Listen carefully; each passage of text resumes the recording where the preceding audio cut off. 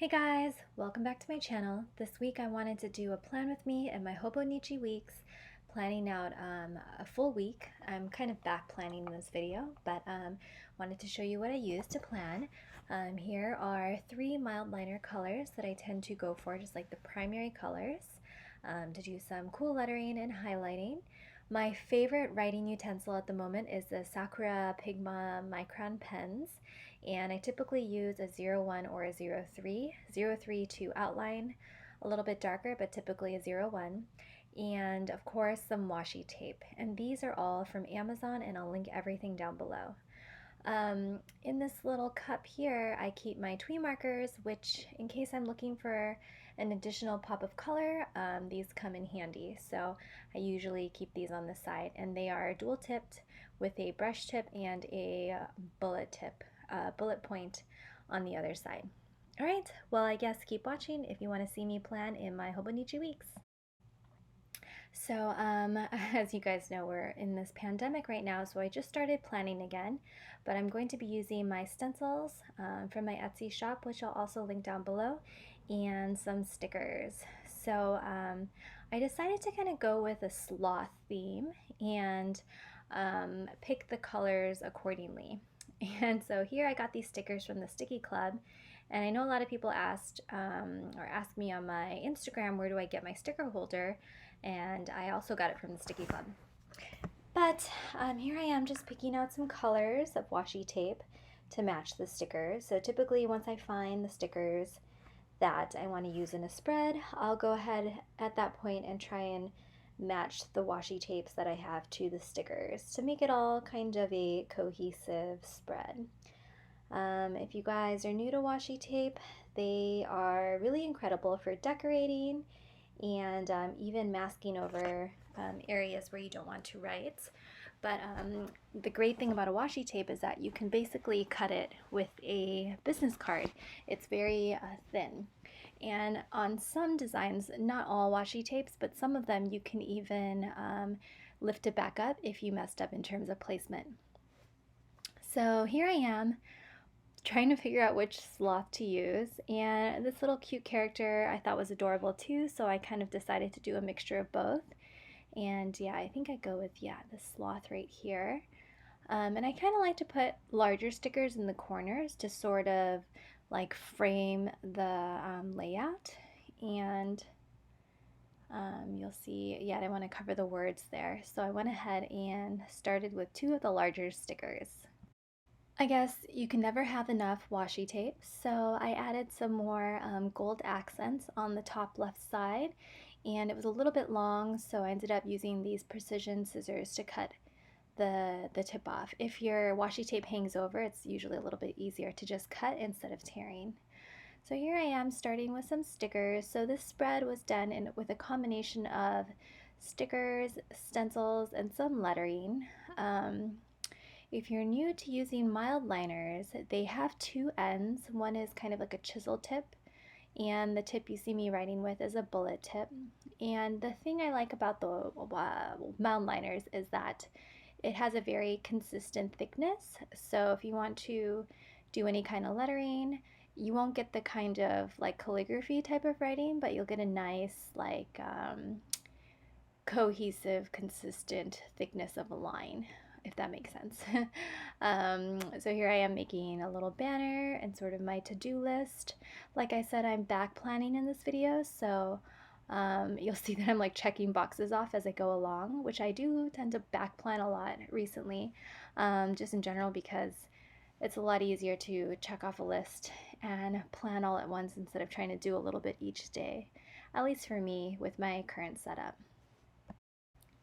In addition to using the mild liners to write out words or headers, it's also really nice to kind of color in different boxes as well. So you'll see that in a little bit I'll go in with the mild liner, probably the blue one here, and kind of color in the outline. I guess I do it in a little bit. All right, moving on to the next. Oh, so I got these stickers. They're kind of translucent, and I wanted to test out what it would look like if I put it on top of writing. There wasn't a lot of space there. I wish these were small and rectangular instead, but circles worked. and it was kind of cool that you can see through it, which I thought was pretty neat. You can use your mild liner in like where you just start with the mild liner and then right on top, which I do recommend if you're kind of in a rush, mainly because if you're to write words, then use your mild liner on top right away. You will very likely smear your ink. And I've done that many, many times. And so if I know I'm going to kind of want to highlight the sentence or the words, I'll usually try and use the mild liner first. The negative to that is that you don't really know how long your word will be or like what the spacing will be, so you just kind of have to approximate that part. All right, so yeah, actually this week was a busy week. And when I back plan, I'm not just kind of pulling this all out of my head. I usually, like throughout the week, I'll jot down, oh, I'm doing this today, just like a quick little note on a post-it. And that way it makes it a lot easier to transfer, and you also don't forget. And it's kind of a way to memory plan as well, if you wanted to look back on like certain activities or milestones that your little one may have hit potentially. But today is Wednesday, which is the day I'm actually filming, and my goodness, there have been so many fires all over California, and the air is like very smoky. Like the air index, like the quality is super low right now, where it's recommending not just sensitive groups to stay indoors, but basically all groups of people. So I remember a couple years ago this happened, and it was like, oh, if you're a sensitive group, i.e., like a child or someone with asthma, they were recommending for those people to stay home just to stay safe. But now they're just including everyone because it's so smoky outside. I had stepped out to do kind of a mini grocery run, and literally the sky was like a gray color, and you could just see everything looked really smoky outside. So needless to say, I made the run really, really quickly. So added a little sloth sticker there and did some more of that bold lettering with my mild liner here, and I'm just kind of jotting in some of the words or reminders for myself. If you guys watched my kind of 4 ways to do headers for your bullet journal, you'll see that I'm utilizing a lot of those tips in this video, and basically it broke down what I typically use for my bullet journal or planning spreads. So that was really helpful to just kind of have as like a key in terms of what to do for future spreads. And yeah, I decided, I want to get bubble tea this weekend. I keep saying that. I actually haven't had bubble tea since like March before the pandemic, and I don't know why I'm not going out. Well, actually with all the smoke, maybe I'll push it off to next weekend, but that can be my temporary goal.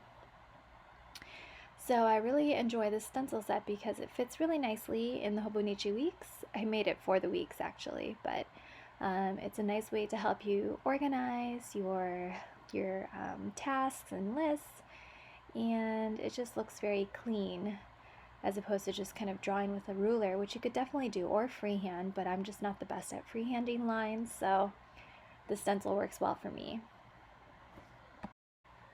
So I'm just kind of taking a step back at this spread, and I'm really loving how the washi tape sort of, like I said, frames the spread overall, and like how the colors are pulled together nicely.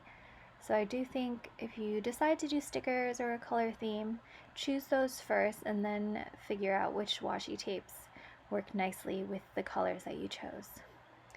So on the right side over here, I am making a list for groceries that I'll likely need to buy over the weekend. That's typically when we do our grocery shopping, but this week I had to do a few short runs.